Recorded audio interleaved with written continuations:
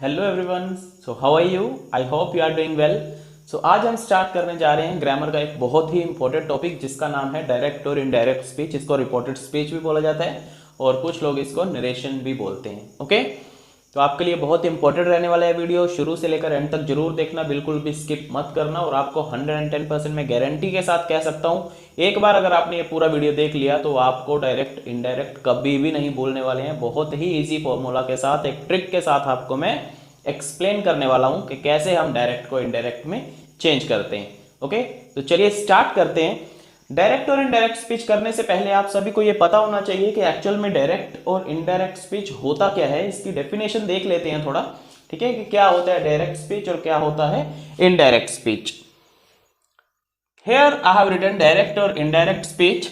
ठीक है, direct speech क्या होता है? डायरेक्ट, जैसा कि इसके नाम से ही पता है, ठीक है, इसके नाम से ही हमें पता चल रहा है कि डायरेक्ट मतलब जो डायरेक्ट बोले जाते हैं। When we repeat somebody's words, ध्यान से सुनिए मैं क्या कह रहा हूं। When we repeat somebody's words in the same manner as he और शी स्पोक। ठीक है, जैसा किसी ने कुछ बोला हम उन्हीं एग्जैक्ट वर्ड्स को जाकर किसी और को बता देते हैं, रिपीट कर देते हैं, वो क्या हो जाता है? हमारा डायरेक्ट स्पीच हो जाता है। ठीक है, ये दो लोग यहां आपस में बातें कर रहे हैं, मान लीजिए दो लोग बातें कर रहे हैं, ये राम है ये श्याम है। राम ने श्याम को कुछ कहा, ठीक है, अब श्याम भाई साहब यहां से निकल गए हैं यहां, तो ये कहां गए हैं? इनको बताने के लिए। ठीक है, इनको बताने के लिए मान लीजिए राम ने श्याम से कहा कि आई एम अ गुड बॉय, मैं एक अच्छा लड़का हूं। तो अब श्याम भाई साहब पूरे तैश में आ जाते हैं, तैश में आकर बताने चले जाते हैं किसको? सोहन और मोहन को। यहाँ सोहन और मोहन खड़े हैं, ठीक है ना। राम ने इसको क्या बोला था कि आई एम अ गुड बॉय। ठीक है, अब श्याम यहां जाता है सोहन और मोहन के पास। अब श्याम इनको बताता है कि Ram said that he was a good boy. ठीक है ना, मैंने चेंज कर दिया थोड़ा। अगर तो वो इनको जाके सेम बोल देगा कि like Ram said I am a good boy, ठीक है, एग्जैक्ट सेम राम ने जो वर्ड्स बोले थे उन सेम वर्ड्स को उसने रिपीट कर दिया इनके पास जाकर, तो वो क्या हो जाएगा? डायरेक्ट स्पीच हो जाएगा। ठीक है, जब हम किसी के द्वारा बोले गए वर्ड्स को एग्जैक्ट मैनर में किसी और के आगे रिपीट कर देते हैं, ठीक है, तो वो क्या हो जाता है? Direct speech. अगर मान लीजिए यहां श्याम भाई साहब ने सोहन और मोहन को बताया कि Ram said that he was a good boy, मतलब उसने आई की जगह ही कर दिया, इसकी जगह वॉज कर दिया, चेंजेस कर दिए, डिजायरेबल चेंजेस कर दिए, इनको बता दिया दोनों को, ठीक है, तो वो क्या हो जाएगा? इनडायरेक्ट स्पीच हो जाएगा। ठीक है, when the words spoken by the speaker are changed. ठीक है, राम ने जो वर्ड्स बोले थे उसमें कुछ चेंजेस करके सोहन और मोहन को बताया गया है, it means that is indirect speech. समझ आया सभी को? आई होप समझ आ गया होगा। ठीक है, एक बार फिर से देख लीजिए। डायरेक्ट स्पीच होता है कि when we repeat somebody's exact words, ठीक है, to someone else, that is direct speech. Indirect speech क्या होता है? जब हम किसी के द्वारा बोले गए वर्ड्स में कुछ डिजायरेबल चेंजेस करते हैं, उसके बाद किसी को रिपोर्ट करते हैं, रिपीट करते हैं, ठीक है, वो क्या हो जाता है? इनडायरेक्ट स्पीच हो जाता है। क्लियर? तो चलिए डायरेक्ट और इनडायरेक्ट स्पीच को कैसे चेंज करते हैं, ठीक है, वो करने से पहले आपने कुछ बेसिक सी चीज़ों का ध्यान रखना है। आइए उनको थोड़ा डिस्कस कर लेते हैं कि आपने किन किन बातों का ध्यान रखना है while changing direct into indirect speech. ठीक है, देखिए सबसे पहले आपको ये पता होना चाहिए direct speech has two parts. Direct speech के टू पार्ट्स होते हैं, ठीक है, जैसा कि मैंने आपको बताया। कौन कौन से होते हैं? रिपोर्टिंग वर्ब और रिपोर्टेड स्पीच। दो पार्ट्स होते हैं, एक होता है रिपोर्टिंग वर्ब और दूसरा रिपोर्टेड स्पीच। ठीक है, ये सेंटेंस दिया हुआ है आपको डायरेक्ट स्पीच में, he said to me, comma inverted comma, I am going to zoo. ठीक है ना, डायरेक्ट स्पीच है क्योंकि कोमा इन्वर्टेड कोमा में दिया हुए हैं। अब देखिए जो कोमा और इन्वर्टेड कोमा के बाहर का पोर्शन है, ठीक है, the part which is outside the comma और inverted comma that is called reporting verb, और the part which is inside the commas that is reported speech. ठीक है, हो गए ना दो पार्ट। कोमा और इन्वर्टेड कोमा के बाहर के पार्ट को क्या बोलते हैं? रिपोर्टिंग वर्ब बोलते हैं, और कोमा और इन्वर्टेड कोमा के अंदर वाले पार्ट को क्या बोलते हैं? रिपोर्टेड स्पीच बोलते हैं। याद रखने हैं, ठीक है। अब देखिए, he said to me, he said to me, ये सेड, ठीक है, जो सेड है, टोल्ड है, आस्क्ड, रिक्वेस्टेड, विश्ड, ठीक है, ये जो जितने भी वर्ड्स होते हैं वो क्या होते हैं? रिपोर्टिंग वर्ब होते हैं। ठीक है, बताया, कहा, पूछा, ठीक है ना, रिक्वेस्ट किया, ऑर्डर्ड, कमांडेड, ये जितने भी वर्ड्स हैं वो क्या है? Reporting verb. ओके, और ये अंदर वाला जो पोर्शन है दैट इज रिपोर्टेड स्पीच, मतलब क्या कहा। ठीक है, ही सेड, उसने कहा, क्या कहा कि आई एम गोइंग टू जू। सो आई एम गोइंग टू जू ये क्या है, रिपोर्टेड स्पीच। जो चीज कही जाती है, मतलब जो सेंटेंस कहा जाता है, जो बात कही जाती है, वो क्या होता है, रिपोर्टेड स्पीच होती है। ठीक है, कुछ कहा जाता है, कुछ बताया जाता है, कुछ ऑर्डर किया जाता है, कुछ सजेस्ट किया जाता है, एडवाइस किया जाता है, सो उसको क्या कहते हैं, रिपोर्टेड स्पीच कहते हैं। समझ आया, बाहर वाला पोर्शन रिपोर्टिंग वर्ब, अंदर वाला पोर्शन रिपोर्टेड स्पीच। ओके, उसके बाद जो सेकंड पॉइंट आपने याद रखना है कि it is always written in comma और इन्वर्टेड कोमा। मैंने आपको ऑलरेडी बता दिया है कि डायरेक्ट स्पीच को हम कोमा और इन्वर्टेड कोमा में ही लिखते हैं। कोमा और इन्वर्टेड कोमा के बिना डायरेक्ट स्पीच नहीं लिखी जाती है, वो इनडायरेक्ट हो जाती है।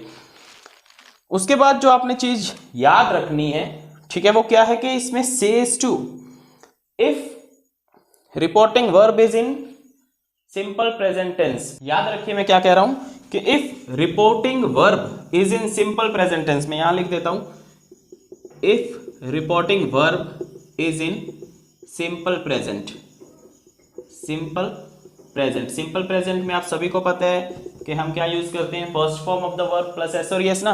तो अगर रिपोर्टिंग वर्ब सिंपल प्रेजेंट में, जैसे ये सेज टू लिखा हुआ है, तो सेज क्या होता है, से या says, simple present first form होती है ना। तो उस केस में हम जो सेज टू है उसको हटाकर क्या लिखेंगे, टेल्स लिखेंगे, और the tense of reported speech does not change. ठीक है, इस बात का आपने ध्यान रखना है। चलिए ये मैं आपको अभी आगे बताता हूं, आप पहले ये देखिए कि सेज टू को हम किस में चेंज करेंगे। देखिए अगर रिपोर्टिंग वर्ब में सेज टू दिया हुआ है तो इसको हमने चेंज कर देना है टेल्स में। रिपोर्टिंग वर्ब में अगर सेड टू दिया हुआ है तो इसको हमने चेंज कर देना है टोल्ड में, if the sentence ends with the full stop. ठीक है, देखिए फुल स्टॉप से कौन सा सेंटेंस एंड होता है, अफर्मेटिव सेंटेंस। ठीक है, normal simple sentence. If said to is given in reporting verb में सेड टू दिया हुआ है, जैसे ये he said to me, said to दिया हुआ है तो इसको किस में चेंज कर देंगे हम, टोल्ड में चेंज कर देंगे, if the sentence ends with a full stop. याद रख लेना है इसको, ठीक है ना, अफर्मेटिव सेंटेंस हो और एंड फुल स्टॉप से हो रहे, जैसे ये जू के बाद फुल स्टॉप लगा हुआ है तो उस केस में हम टोल्ड लिख देंगे। If said to is given और question mark is given at the end, मतलब if the sentence ends with, if the reported speech ends with the question mark. ठीक है, अगर वो इंटरोगेटिव सेंटेंस है उस केस में हमने क्या करना है, सेड टू को रिमूव करके क्या लगा देंगे, हम आस्क लगा देंगे, उस केस में हम टोल्ड नहीं लगाएंगे। ठीक है, ये दो बातें याद रखनी है। अगर सेंटेंस फुल स्टॉप से एंड होता है तो टोल्ड लगा देना है, सेंटेंस क्वेश्चन मार्क से एंड होता है तो आस्क लगा देना है, किसको रिमूव करके, सेड टू को रिमूव करके।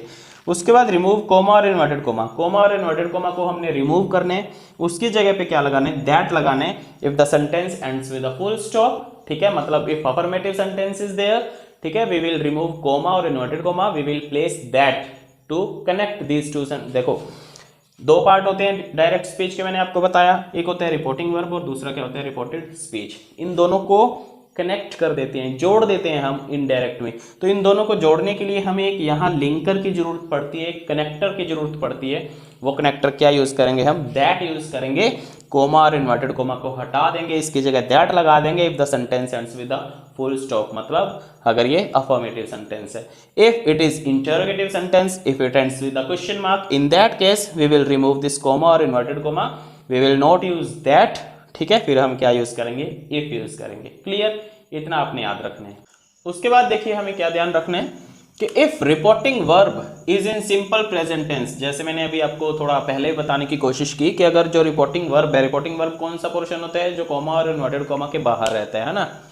If reporting verb is in simple present tense, the tense of reported speech does not change. तो जो रिपोर्टेड स्पीच का टेंस होता है वो चेंज नहीं होता। If reported speech is in present tense, तो सिंपल प्रेजेंट में रहती है, पास्ट में तो वो पास्ट में रहती है। ठीक है, some changes you have to keep in mind. अब देखो जब भी आप डायरेक्ट को इनडायरेक्ट में चेंज करोगे तो कुछ चेंजेस है, कुछ वर्ड्स हैं, ठीक है, या जो उसका टेंस है वो हमें किस हिसाब से चेंज करने, ये आपने लिख देने हैं। मैं आपको टेंसेस के बारे में बता करके, लाइक सिंपल प्रेजेंट टेंस को हम सिंपल पास्ट में यूज करते हैं, है ना, प्रेजेंट कॉन्टिन्यूअस टेंस को हम पास्ट कॉन्टिन्यूअस टेंस में यूज करते हैं। तो मैं आपको ऐसे बता के कंफ्यूज नहीं करना चाहता हूँ, मैं सिंपली आपको डायरेक्ट बता रहा हूँ, सिर्फ ये चेंजेस आप याद कर लेना। ठीक है, आपके लिए डायरेक्ट और इनडायरेक्ट स्पीच बहुत इजी होने वाला है। चलिए बात करते हैं डायरेक्ट को इनडायरेक्ट में जब हम चेंज करते हैं तो हमें किन किन बातों का ध्यान रखना है, किन किन चेंजेस को करना है। If is am are is given in direct speech, ठीक है, जैसे उसमें दिया था, अभी मैंने आपको पीछे एग्जांपल बताया कि Ram said I am a boy, ठीक है, आई एम अ बॉय। तो उसको जब इनडायरेक्ट में चेंज करोगे तो एम किस में चेंज हो जाएगा, वॉज में चेंज हो जाएगा, ही वॉज अ बॉय, ठीक है। सो अगर डायरेक्ट स्पीच में इज एम आर दिया है तो इनडायरेक्ट में हम वॉज और वर का यूज करेंगे। अगर सिंगुलर है सब्जेक्ट तो वॉज, प्लूरल है सब्जेक्ट तो वर, ठीक है। इफ वॉज और were is given in direct speech, अगर डायरेक्ट स्पीच में वॉज या वर दिया हुआ है तो उसमें हम क्या करेंगे, इसको हैड बीन में चेंज कर देंगे।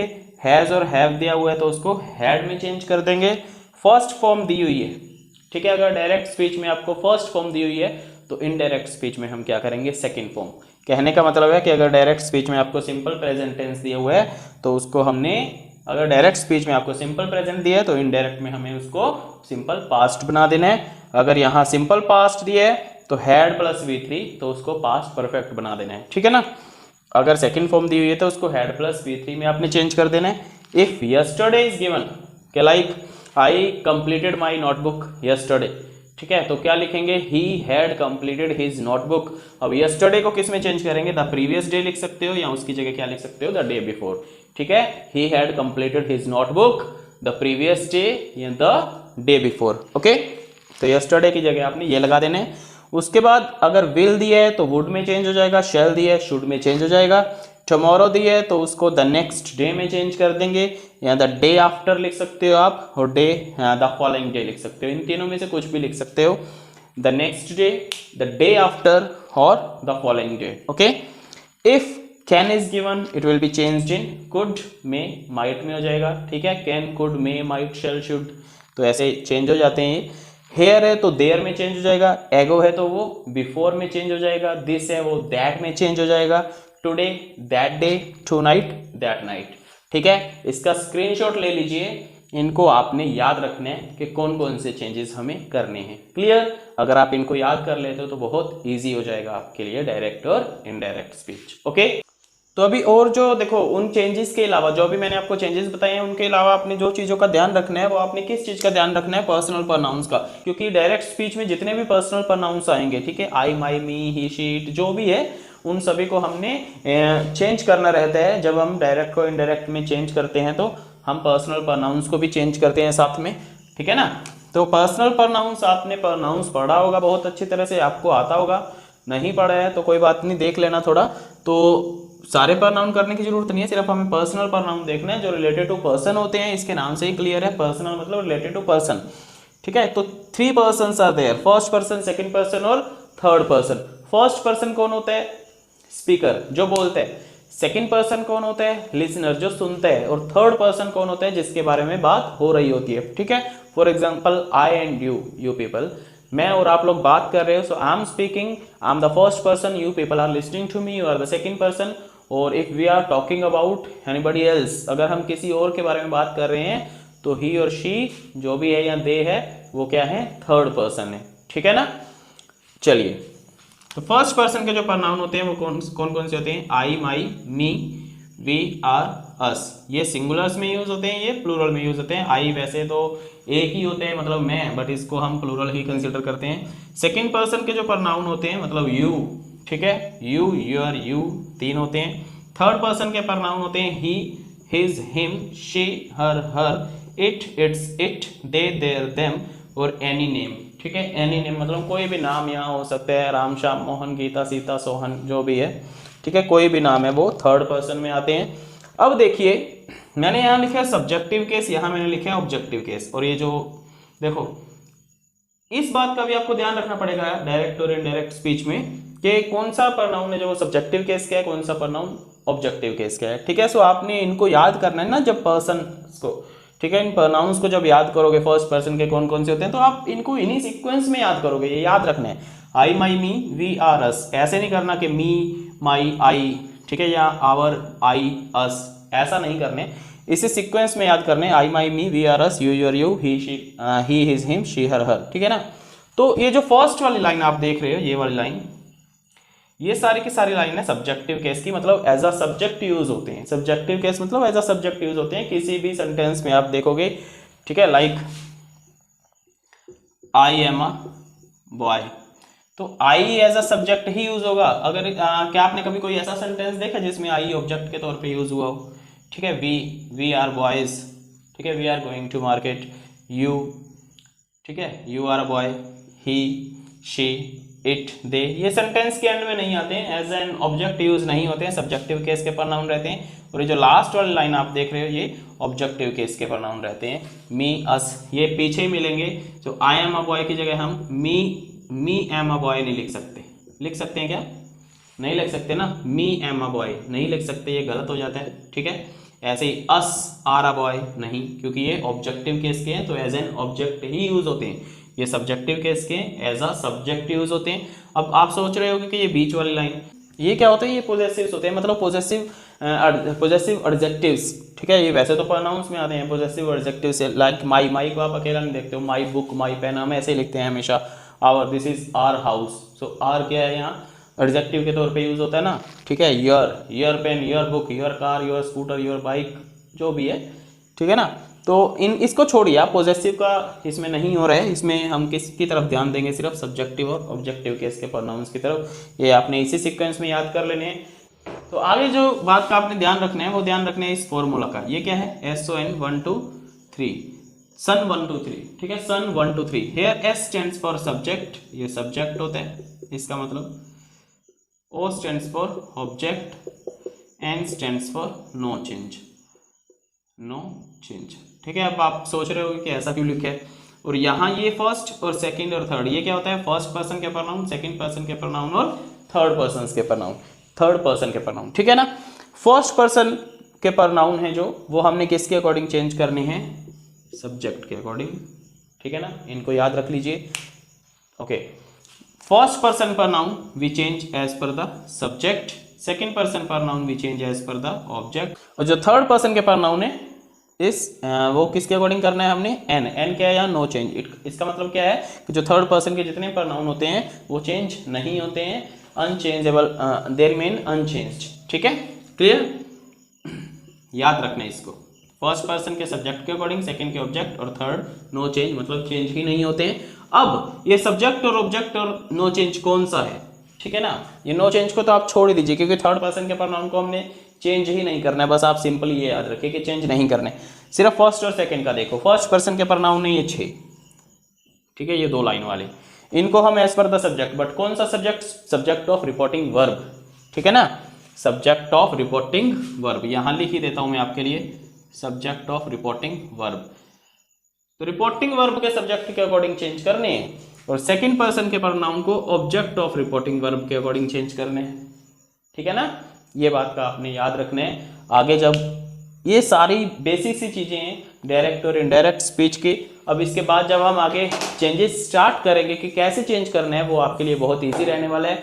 आपको जो भी ये बताया गया है, इन सारी चीज़ों को आप थोड़ा सा देख लीजिए, याद रख लीजिए। बिल्कुल कल ही आपके लिए एक और नई वीडियो लेकर मैं आ रहा हूँ, ठीक है, जिसमें आपको बताया जाएगा कि डायरेक्ट को इनडायरेक्ट में चेंज कैसे करने हैं। आज इस वीडियो को मैं यहीं ख़त्म कर रहा हूँ, क्योंकि वीडियो ऑलरेडी बहुत लंबी हो चुकी है।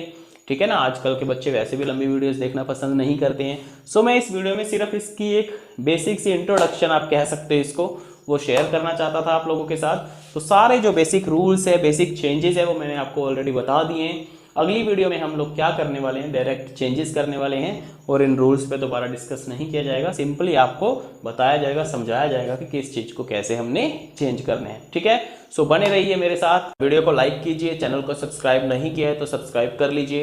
ओके, आपके जो भी आपके साथ के क्लासमेट्स हैं, फ्रेंड्स हैं, उन सभी को चैनल के बारे में बताइए अगर आपको वीडियो अच्छा लगा हो। ठीक है, ताकि ज़्यादा से ज़्यादा लोग हमसे जुड़े और मुझे और ज़्यादा मोटिवेशन मिले आपके लिए नई नई वीडियोज़ बनाऊँ। Thank you, have a nice day.